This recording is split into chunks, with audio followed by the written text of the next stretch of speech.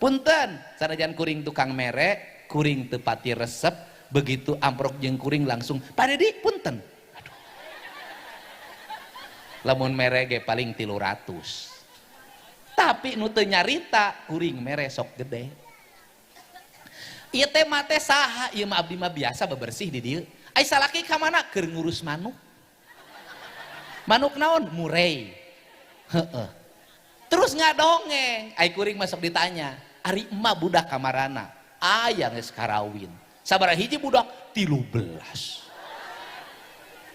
ari emak naon sadidinten paraji ai paraji masuk dibayar kadang ku beas kadang ku hayam kadang tara dibayar ikhlas da tugasna gitu tulung lain ngaduitkeun abah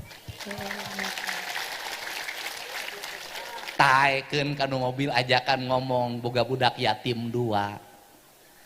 kuring mah resep kanu kitu mantak ge menta doa teh sok kanu kitu